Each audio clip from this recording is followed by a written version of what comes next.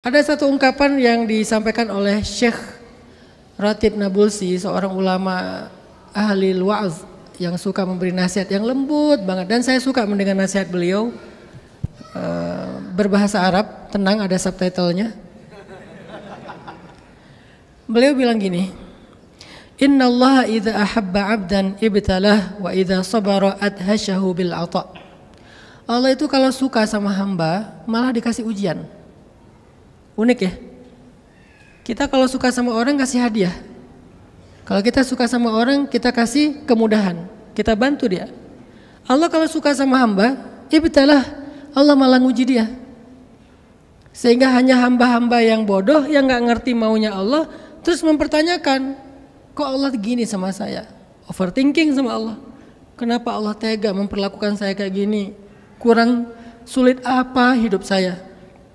Masih aja diginiin sama Allah. Kayaknya Allah tuh sasarannya saya terus.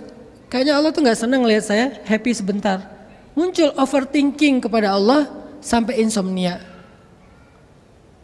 Padahal Allah tuh kalau suka kepada hamba malah ngasih ujian. Nah, tapi jangan baca sampai di sini ya. Ada kalimat berikutnya. Kalau dia bersabar, adhashahu bil 'ata. Adhashahu itu dari kata dahsyah. Dahsyah itu jadi bahasa Indonesia dahsyat. Allah akan ngasih dia hadiah, anugerah, kejutan yang Allah sendiri merasa itu dahsyat. Bukan kita yang merasa dahsyat. Allah aja ngerasa itu dahsyat. Artinya di sisi Allah itu sesuatu yang sangat dahsyat. Yang Allah sendiri ngerasa itu sebagai sebuah berita gembira. Nggak mungkin bikin kita nggak gembira, nggak mungkin. Dari mana kalimatnya? Wa basyiris sabirin. Sampaikan berita gembira kepada orang yang sabar. Sabar itu adalah suasana kita atau kondisi kita saat kita diuji. Saya lagi belajar sabar. Sabar apa? Sabar untuk menikmati kebahagiaan. Sabar karena lagi dapat habis gajian. Kamu sabar banget ya. Sabar apa? Dapat gajian. Kan gak ada ya. Yang namanya sabar itu karena belum digaji. Sabar karena belum dibayar. Sabar belum dibalikin duit pinjamannya. Sabar. Maka dalam kondisi sabar itulah Allah Subhanahu wa taala adhasyahu bil 'ata wa basyiris sabirin. Justru dikasih ujian, dikasih nikmat yang besar. Analoginya gimana sih? Analoginya gini, nih biar nggak tahu nih filsafatnya masuk enggak nih menurut Ustadz Amri ya. Ada anak pakai handphone, harga handphonenya 3 juta. Kameranya ya gitu deh. Dia pakai kamera depan, aduh kok wajah saya gelap ya. Dia ganti kamera depan, kok makin gelap ya. Nggak pakai kamera, oh lebih gelap aslinya.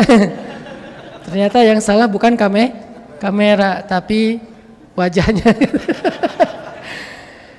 Kameranya biasa aja, RAM-nya kecil, kemudian prosesornya kecil, kapasitas storage-nya kecil, ngedownload apa-apa full, baru foto sekali nggak bisa lagi karena udah full. Tapi dia pakai terus buat nelpon, buat kerja, buat sekolah, handphone itu ya. Dan dia merasa alhamdulillah saya dikasih handphone sama ayah saya nih, harganya 3 juta. Tiba-tiba sama ayahnya bilang, balikin handphonenya. Sini. Ayahnya nggak ngomong apa-apa, pokoknya sini handphone kamu balikin. Terus dia karena ini pemberian ayahnya, nih Pak, diambil handphonenya sama ayahnya. Setelah diambil, dia lihat anaknya diam aja. Terus dia balik ke kamar. Terus besoknya dia aktivitas. Pulang dari sekolah hari kedua, dia masuk kamar, dia lihat ada 1 bungkus kado untuk AA dari papa. Pas dibuka, isinya handphone yang kameranya 3, yang harganya di atas 25 juta, yang isinya 1 tera, yang pokoknya lengkap banget. Akhirnya dia langsung lari nyari ayahnya, papa gitu ya. Itu mah cewek ya. Kalau kita mah Kalau cowok mah diam-diam aja ya, tapi terharu. Sehingga dia merasa terima kasih ya udah mengambil handphone saya dan diganti dengan yang lebih baik. Itulah yang Allah lakukan kepada kita. Gak pernah Allah mengambil sesuatu terus gak dibalikin yang lebih baik kalau kita sabar. Tuh gak pernah. Cuman masalah timing aja. Ada yang sehari, ada yang seminggu, ada yang sebulan, ada yang setahun. Tapi kenapa harus lama-lama Ustadz? Bentar, jawabannya juga ada nih.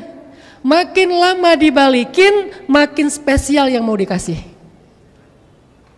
Makin lama ditunda, makin lama ditangguhkan, makin lama kita menunggu, makin spesial yang mau dikasih.